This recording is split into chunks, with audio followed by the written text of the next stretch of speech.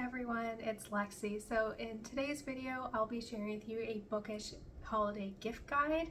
So this is one of my favorite videos to make every single year because I feel like the holiday season is just the perfect time to give someone a gift of a book, and I feel like books just really are amazing gifts because they open up our imagination and they're basically, you know, fun ways to experience other lives and ways of life, or just stories to lose yourself in. So I always love giving books for the holiday season. I have like a big list of books that I was getting, sorry, I hit the camera there, like gifts for Christmas and all these things for family members. So I always love kind of figuring out and catering books to the people of my life.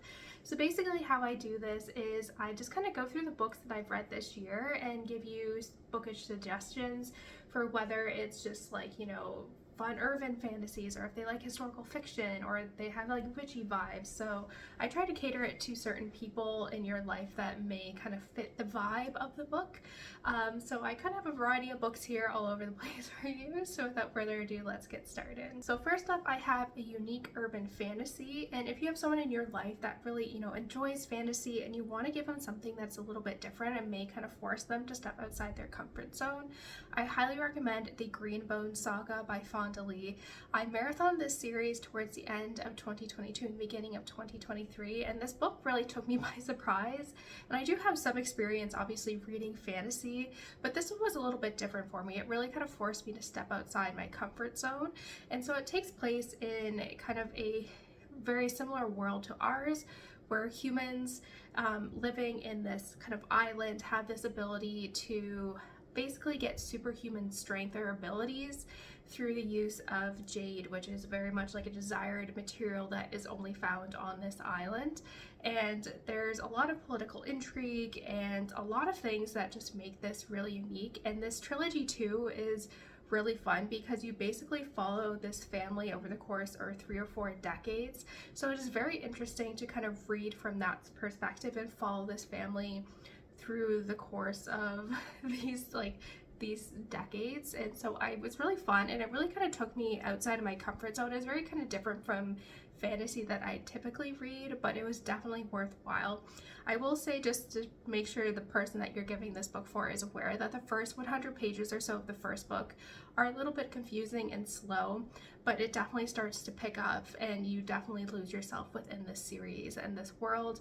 I cannot recommend it enough, and like I said, because all 3 books are out within this series, you can get them all 3 books and they can just marathon through them. So like I said, this is something really unique, and I think if someone likes fantasy, this might be something that may take them by surprise. This is just like a fun fantasy, and if you have someone that is like maybe not really well familiar with like fantasy, or just want something a little bit fun, I really recommend the Folk of the Air trilogy by Holly Black. This is the trilogy that I read around the time when I was getting ready to defend my dissertation for my PhD, and I was obsessed with it. Like it was helpful too because I only had like a couple brain cells left at the end of the day because I was just so tired preparing and reviewing everything. So I didn't have a lot of brain power to dedicate to this series, but I feel like it is, even though it is fantasy, it is not very hard to kind of wrap your head around it. It is kind of a modern day world that has like fae elements to it, and it follows this girl who is human and she is brought to the fae world, and she's growing up within like the fae, and they're very cruel and mean to humans, and she wants to destroy them, and it kind of goes off from there. Like I said, this series was just really a lot of fun, and because again all the books are out in this series, you can get them the entire trilogy and they can marathon through it. It was just really a lot of fun, and I think if someone is trying to like get into fantasy, I don't think it is too intimidating. I think it is really fun. I love the banter in the world, and there's also a spin-off series that has come out from this too, so if they like that, there's kind of other avenues they can explore and stay within the world. So like I said, this series got me through my dissertation stress when I was like literally could not take it anymore. If you have someone in your life that likes romance, I highly recommend Happy Place by Emily Henry. She's a very popular author here on BookTube and on Book Talk, but I feel like a lot of her books books have been hit or miss with me, where I have like enjoyed them, but they haven't blown me away. And this is one that came out this year that I think is her best one yet. I think if you have someone in your life that likes like rom-coms, or is particularly like The Proposal or like anything like that, I think this book would be for them. It follows two people who are basically engaged, and they every year their friend group does like this holiday together, and so when they're there they have to kind of pretend that they are still engaged and are still together, but actually they broke up. And so not only are we following them when they're trying to keep up this facade of them still being together and as a couple, but we're getting flashbacks to like the start of their relationship and what eventually led to that breaking point. And this one was, like I said, really a lot of fun, and I think it was my favorite Emily Henry book, where I find like a lot of her books are hit or miss. This one was definitely a hit. It was a lot of fun, and I think it is a really good book for anyone who really like enjoys like rom-coms or like those type of genre in media. I think this is the perfect book to get that person. Next up, for a historical fantasy book, I recommend Homecoming by Kate Morton. Kate Morton is one of my favorite authors, and she does a really good job at blending in historical kind of fiction with a present day storyline, where you are kind of uncovering the pieces of the past with the main character. So this one follows a girl who is living in London, and she gets a call that her grandmother is in the hospital, so she goes back home to Australia.